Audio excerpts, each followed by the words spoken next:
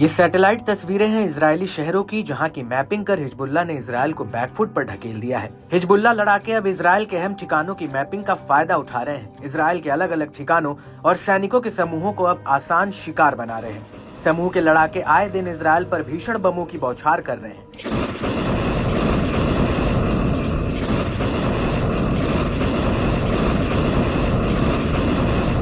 Hezbollah के सटीक हमलों के चलते इजरायली शहरों में काफी जान माल का नुकसान हो रहा है।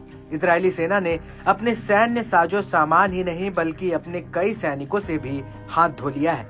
बावजूद इसके इजरायली सेना लेबनान से अपने कदम पीछे नहीं खींच रही है।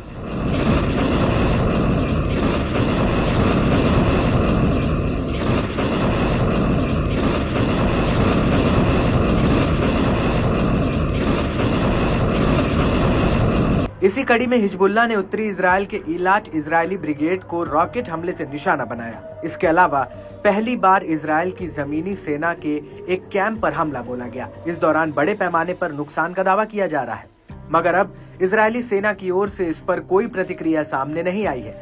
दावा तो ये भी है कि लड़ाकों ने रॉकेट बैराज से उत्तर में गोलानी ब्रिगेड कमांड के प्रशासनिक मुख्यालय श्रगा बेस को निशाना बनाया।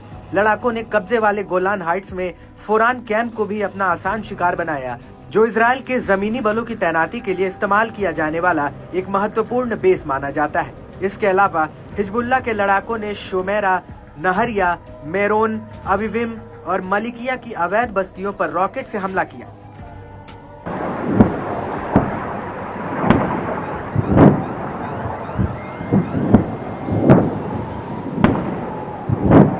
समूह ने गोलान में इसी तरह के रॉकेट बैराज से उत्तरी राबिया बेस पर हमला किया, जो इजरायली सेना की 188वीं ब्रिगेड की 71वीं बख्तरबंद बटालियन का कमांड मुख्यालय है। बताया जाता है कि इसमें टैंकों के लिए गोला बारूद का डिपो है, जहां बड़े पैमाने पर नुकसान का दावा किया गया है। वहीं हिजबुल्लाह ने दक्षिणी लेबनान के अल बयादा शहर में भी इजरायली बलों के साथ गोरिल्ला वॉर लड़ा। इस दौरान एक इमारत में मौजूद इजरायली सैनिकों के एक समूह को निशाना बनाया गया। ये हमला ऐसे वक्त पर हुआ जब शहर में इजरायली सैन्य बल पीछे की ओर खदेड़े जा रहे थे। बता दें कि बीते दिनों इजरायली बलों को हिजबुल्लाह के साथ टकराव के दौरान भारी नुकसान उठाना पड़ा था। ऑपरेशन के परिणाम स्वरूप घर नष्ट हो गया और कई सैनिकों के हताहत होने की पुष्टि हुई। हिजबुल्लाह ने डेयर, मिमान, कफर, किला, त्रिकोण और खियाम शहर के दक्षिण में इजरायली बलों की सभाओं पर रॉकेट से हमला किया। समूह ने दावा किया कि शमा शहर के पश्चिम में एक मरकवा टैंक को एक गाइडेड मिसाइल से नष्ट किया गया।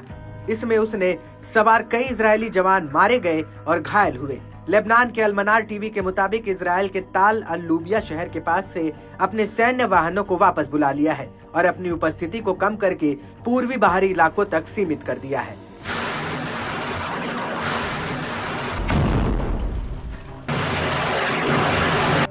इस बीच इजरायली चैनल 12 ने बताया कि हिजबुल्लाह के हमलों से उत्तर और दक्षिण इजरायल की कई सड़कें बर्बाद हो गई हैं। युद्ध ने आजीविका, अर्थव्यवस्था, पर्यटन और कृषि को तबाह कर दिया है। वहीं न्यूयॉर्क टाइम्स ने दावा किया कि इजरायल हिजबुल्लाह के कम दूरी के रॉकेटों को काबू नहीं कर पा रहा है। इजरायल का एयर डिफेंस सिस्टम हिजबुल्लाह के हमलों का सामना करने में फेल हो रहा है।